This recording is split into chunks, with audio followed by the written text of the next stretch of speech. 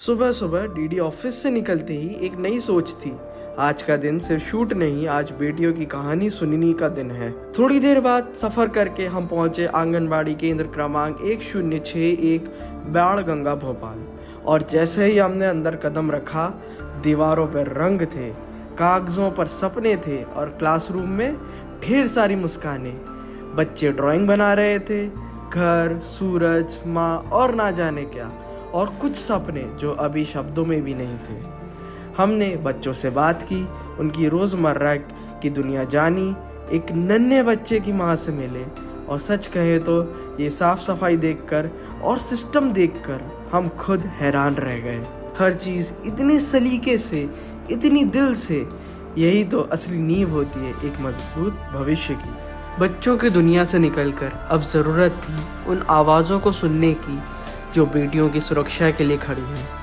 Advocate और counsellor सरिता रजनी जी से मुलाकात हुई। उन्होंने आसान शब्दों में बताया बेटियों के लिए सुरक्षा से जुड़े कानून, उनके अधिकार और कैसे कानून एक ढाल बन सकता है। ये बातचीत याद दिलाती है सपनों के साथ साथ सुरक्षा भी ज़रूरी होती है। कानून की बातों के बाद अब बारी थी जिम्मेदारी और एक्शन की। अब हम पहुँचे एडिशनल सुपरिटेंडेंट ऑफ पुलिस कमला रावत जी से मुलाकात करने। उन्होंने बेटियों के उत्थान, उनकी सुरक्षा और फोर्सेस में महिलाओं की भूमिका पर खुलकर बात की। उनकी बातों में साफ था, जब बेटियां आगे बढ़ती हैं तो पूरा समाज मजबूत होता है।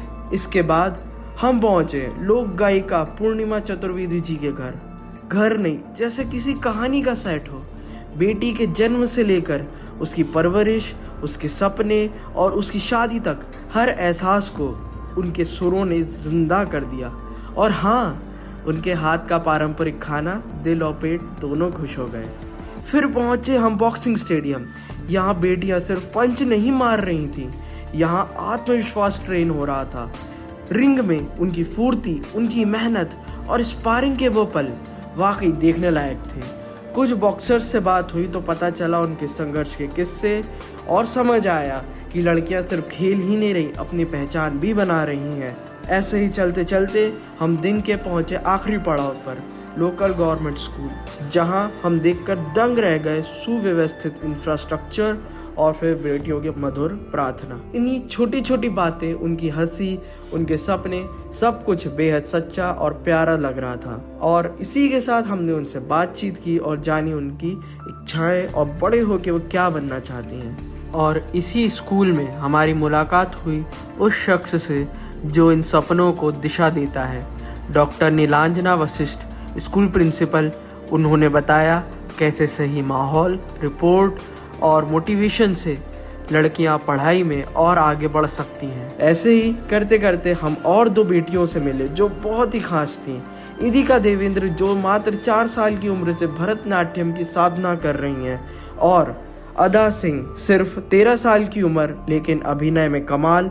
नाटक हो या शॉर्ट फिल्म, हर किरदार में जान डालने का काम। ठीक इसी तरह हमारा ये दिन आगे बढ़ा, दिन पूरा हुआ, लेकिन कहानियाँ नहीं। आज हमने जाना बेटियां सिर्फ भविष्य नहीं है, वो आज भी हैं। और यही था हमारा बालिका दिवस पर एक खूबसूरत प्रेरणादायक सफ़र। और जल्द ही आ रहा है दूरदर्शन मध्य प्रदेश पर हमारी डॉक्यूमेंट्री बालिका दिवस पर विशेष।